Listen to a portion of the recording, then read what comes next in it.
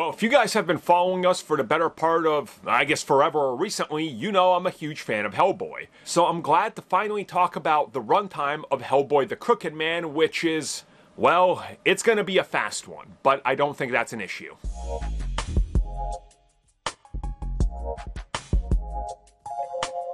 Okay, so let's talk about the runtime of Hellboy the Crooked. Now, so far, the Hellboy films have had a pretty decent runtime. At least in my opinion, the first two Guillermo del Toro ones. The most recent reboot before The Crooked Man was too short for how much they crammed in there, and the film really showed that it was just a complete mess. Although there are elements I like of it, it should have been a much longer film, or they should have stripped a lot out of it. Going into Hellboy the Crooked Man, they are adapting that story and nothing else. It's a basic back-to-form story.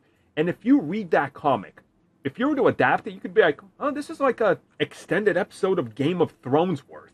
And it turns out they also thought that as well. Because remember, this isn't as CG heavy as the last two films. The Ron Perlman or the David Harbour one, this isn't that. It's more practical. It's a smaller location. It was made in a country where they got write-offs and it was much cheaper. So it shows. And the runtime being an hour and 39 minutes with the credits, so about an hour and 31, 32 minutes total runtime, this works for me. This is exactly what the film needs. It feels like it's not going to have too much padding. You know, we're going to have Hellboy leave the department. He gets to the location.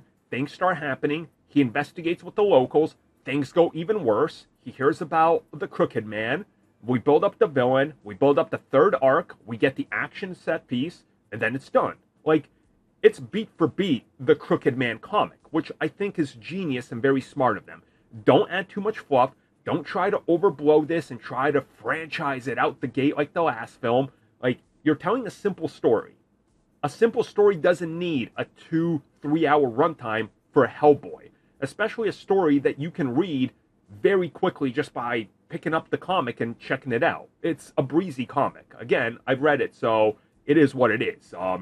I find nothing wrong with this runtime. As a matter of fact, I think this runtime is genius because people might go, oh, all right, it's an hour and 40 minutes. Yeah, why not? Let's go check it out. It's Hellboy. It looks interesting. It looks different. It looks like a dark horror film this time. Again, I think everything we're hearing about this now is painting a picture of a much better film.